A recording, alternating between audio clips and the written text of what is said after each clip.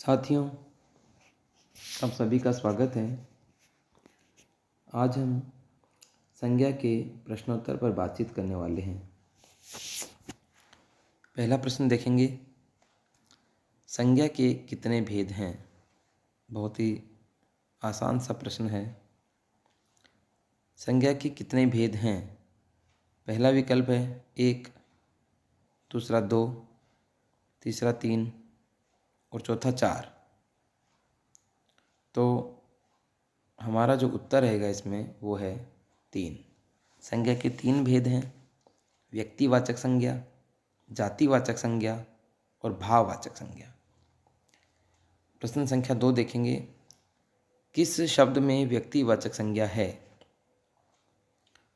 विकल्प हैं पहला लड़का, दूसरा गुच्छा, तीसरा सोमवार और चौथा व्यक्ति। तो इन चारों विकल्प में से व्यक्तिवाचक संज्ञा कौन सा है वो आपको उत्तर बताना है। तो व्यक्तिवाचक संज्ञा है सोमवार। सोमवार शब्द में व्यक्तिवाचक संज्ञा है, यह आपको ध्यान रखना है। अगला प्रश्न देखेंगे, प्रश्न संख्या 3,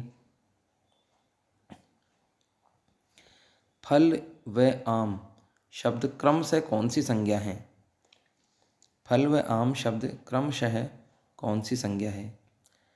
पहला विकल्प जातिवाचक व्यक्तिवाचक, दूसरा जातिवाचक जातिवाचक, तीसरा व्यक्तिवाचक जातिवाचक और चौथा समूहवाचक जातिवाचक। तो देखेंगे, फल जो है वो हमें सामूहिक बोध कराता है, यानी फल एक जैसे बहुत सारे होते हैं। आम भी हमें सामूहिक बोध करवाता है, ये भी एक जैसे बहुत सारे होते हैं। एक जगह आम देखा, दूसरी जगह भी आम देखते हैं, एक इस तरीके का आम देखते हैं, कभी किस तरीके का आम देखते हैं। आम शब्द हमारे दिमाग में एक मिली जुली जो एक आकृति है उसका बोध कराता है। मिली जुली आकृति, मिली जुली स्वाद, इनका बोध कराता है, इसलिए आम भी जातिवाचक संज्ञा है। तो सही उत्तर हो जाएगा हमारा इसका जातिवाचक जातिवाचक। प्रश्न संख्या 4, मिठास शब्द में कौन सी संज्ञा है? मिठास शब्द में कौन सी संज्ञा है? तो इसके जो विकल्प हैं, पहला है जातिवाचक, दूसरा व्यक्तिवाचक, तीसरा भाववाचक और चौथा समुदायवाचक। तो मिठास शब्द में जो संज्ञा है वो है भाववाचक, क्योंकि मीठा शब्द के मीठा जिसमें बड़ी मात्रा होती है उसके आस प्रत्यय जुड़ा हुआ है और ये मिठास बन गया। इसमें बड़ी जो मात्रा थी मीठा की वो छोटी हो गई, उसका ह्रस्वीकरण हो गया, इसलिए यहाँ पर भाववाचक संज्ञा। भाववाचक संज्ञा वैसे भी प्रत्यय जोड़ने से बनती है। कुछ भाववाचक संज्ञाएं मूल होती हैं और अधिकतर प्रत्यय जोड़ने से बनती है। तो यहाँ भी गुणवाचक विशेषण में आस प्रत्यय जोड़ने से मिठास भाववाचक संज्ञा बनती है। अगला प्रश्न देखेंगे, प्रश्न संख्या 5,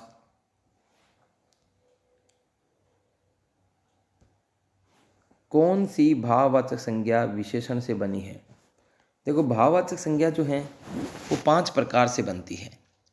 वो गुणवाचक विशेषण से बनती है, जातिवाचक संज्ञा से बनती है, सर्वनाम से बनती है, अव्यय से बनती है और क्रिया से बनती है। तो भाववाचक संज्ञाएं 5 प्रकार से बनती हैं। यहाँ पर इन्होंने प्रश्न पूछा है कौन सी भाववाचक संज्ञा विशेषण से बनी है।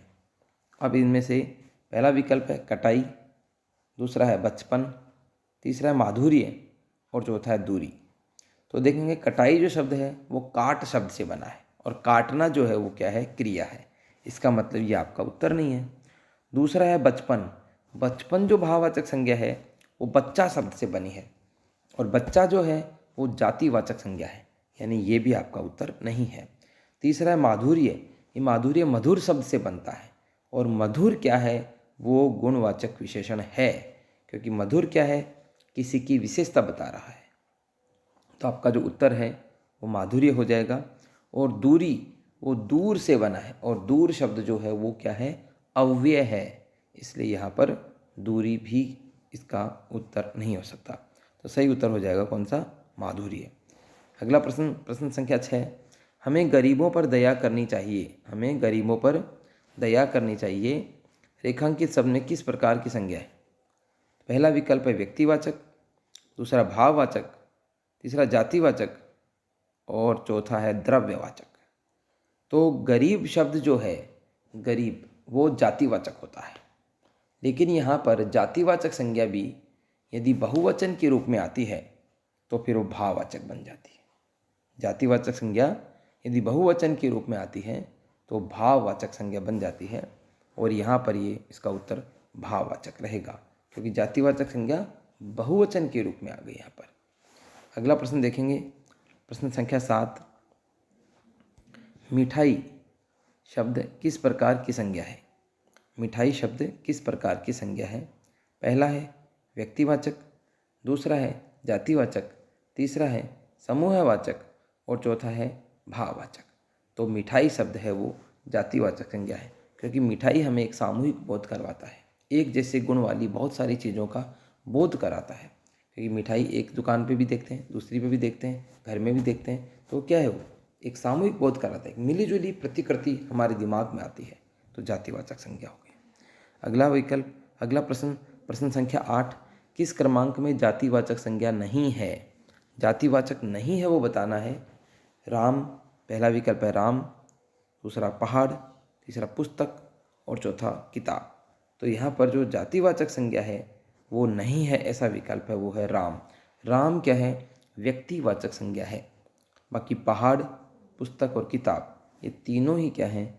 जातिवाचक संज्ञा हैं, क्योंकि वो एक जैसी आकृति का हमें बोध कराते हैं। अगला प्रश्न, प्रश्न संख्या 9,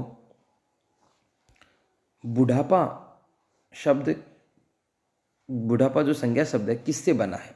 बुढ़ापा संज्ञा शब्द किससे बना? बुढ़ापा है वो बूढ़ा शब्द से बनता है। अब बूढ़ा क्या है देखेंगे, विशेषण है, विशेषण से, जातिवाचक संज्ञा से, सर्वनाम से और गुणवाचक विशेषण से। तो बूढ़ा जो शब्द है वो गुणवाचक विशेषण से बना है। गुणवाचक विशेषण बूढ़ा होता है, बूढ़ा, एक तो होता है बूढ़ा आदमी, तो यहाँ पर बूढ़ा आदमी जो शब्द है उसमें बूढ़ा जो है उस आदमी की विशेषता बताता है, तो इसलिए गुणवाचक विशेषण हो गया, और गुणवाचक विशेषण से हमने इसमें भाववाचक संज्ञा बुढ़ापा बना दी।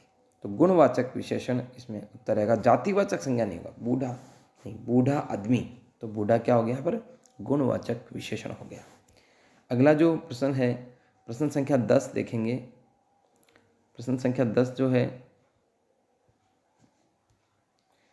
यह राम का कुत्ता है, वाक्य में रेखांकित शब्द किस प्रकार की संज्ञा है? देखो, सामान्यतः हम बात करते हैं कुत्ता शब्द जो है वो जातिवाचक संज्ञा होता है, लेकिन यहाँ पर उसको विशेष बना दिया, यहाँ पर उसको बता दिया कि राम का कुत्ता है, इसका मतलब वो विशेष बन गया, इसका मतलब विशेष बन जाता है तो अलग उत्तर हो जाता है। तो इसके विकल्प देखेंगे, पहला व्यक्तिवाचक संज्ञा, दूसरा जातिवाचक संज्ञा, तीसरा भाववाचक संज्ञा और चौथा उपयुक्त सभी। तो यह राम का कुत्ता है, तो इसमें राम का कुत्ता होने से क्या वो विशेष बन गया, तो इसका उत्तर हो जाएगा व्यक्तिवाचक संज्ञा। तो व्यक्तिवाचक संज्ञा इसका सही उत्तर है। अगला प्रश्न संख्या 11, भारत में जयचंदों की कमी नहीं है। भारत में जयचंदों की कमी नहीं है, वाक्य में रेखांकित शब्द किस प्रकार की संज्ञा है? विकल्प है व्यक्तिवाचक, दूसरा भाववाचक, तीसरा जातिवाचक और चौथा उपयुक्त सभी। देखो, जयचंद शब्द जो है वो किसी व्यक्ति का नाम है तो वो व्यक्तिवाचक संज्ञा होता है, लेकिन यहाँ पर जो जयचंदो शब्द है ये उस जयचंद के लिए नहीं आया है, जयचंद जैसे गुण वाले अनेक लोगों के लिए, यानी धोखेबाज लोगों के लिए शब्द प्रयुक्त होता है। जयचंद जो है, जो शासक था, वो धोखेबाज शासक के रूप में माना जाता है, इसलिए यहाँ पर जो जयचंदो शब्द है वो व्यक्तिवाचक संज्ञा नहीं होगा, अब ये जातिवाचक संज्ञा होगा, क्योंकि जयचंद जैसे गुण वाले लोगों के लिए प्रयुक्त शब्द है। और वैसे भी व्यक्तिवाचक संज्ञा यदि बहुवचन में प्रयुक्त की जाती है तो फिर वह जातिवाचक बन जाती है। तो यहाँ जयचंद से जयचंदो किया गया है, तो ये शब्द जो है ये जातिवाचक संज्ञा का उदाहरण है। अगला प्रश्न देखेंगे, प्रश्न संख्या 12, पंडित जी आधुनिक भारत के निर्माता थे। वाक्य में पंडित जी शब्द किस प्रकार की संज्ञा है। देखो पंडित जी शब्द किस प्रकार की संज्ञा है बताना। पंडित जी, जैसे पंडित शब्द अलग होता है और यहाँ पे पंडित के साथ जी भी लगा हुआ है, तो इसके विकल्प देखेंगे। व्यक्तिवाचक संज्ञा, जातिवाचक संज्ञा, भाववाचक संज्ञा और द्रव्यवाचक संज्ञा। तो देखो पंडित जो है, जैसे पंडित जी जो पूजा कराने के लिए आते हैं, वो पंडित शब्द जातिवाचक संज्ञा है। लेकिन यहाँ पर जो पंडित जी शब्द जो है वो जवाहरलाल नेहरू के लिए प्रयुक्त शब्द है, इसलिए वो व्यक्तिवाचक संज्ञा है। तो यहाँ पर इसका सही उत्तर हो जाएगा व्यक्तिवाचक संज्ञा। यानी कभी कभी जो शब्द है वो सामान्यतः अलग संज्ञा होता है और जब वाक्य में प्रयुक्त हो जाता है तो उसका कुछ अलग अर्थ निकल जाता है, इसलिए उसकी संज्ञा बदल सकती है। तो यहाँ पर पंडित जी शब्द जो है वो जवाहरलाल नेहरू के लिए प्रयुक्त होने से वो व्यक्तिवाचक संज्ञा हो गया। प्रश्न संख्या 13 देखेंगे। कक्षा, भीड़, गुच्छा, परिवार, सेना, मंडली शब्द कौन सी संज्ञा के उदाहरण है। देखो कक्षा, भीड़, गुच्छा, परिवार, सेना व मंडली शब्द जो हैं कौन सी संज्ञा के उदाहरण हैं। पहला विकल्प है व्यक्तिवाचक, दूसरा जातिवाचक, तीसरा भाववाचक और चौथा है समुदायवाचक। तो ये चारों ही जो विकल्प हैं ये समुदायवाचक संज्ञा की उदाहरण है और समुदायवाचक जातिवाचक का ही भेद है। तो कक्षा, भीड़, गुच्छा, परिवार, सेना और मंडली, ये क्या भीड़ है, इनमें क्या एक समूह है, इसलिए समूह जो होता है वो समूहवाचक और समुदायवाचक एक ही बात होती है। तो यहाँ पे उत्तर रहेगा आपका समुदायवाचक। अगला प्रश्न देखेंगे। प्रश्न संख्या 14। सोना, लोहा, पानी आदि शब्द में किस प्रकार की संज्ञा है। सोना, लोहा, पानी शब्द जो हैं किस प्रकार की संज्ञा है। पहला है समूहवाचक, दूसरा है जातिवाचक, तीसरा व्यक्तिवाचक और चौथा द्रव्यवाचक। तो ये किस प्रकार की संज्ञा है। ये तीनों ही शब्द ये हैं द्रव्यवाचक। ये कोई ना कोई पदार्थ का बोध करा रहे हैं और धातुएं होती हैं वो द्रव्यवाचक ही होती हैं।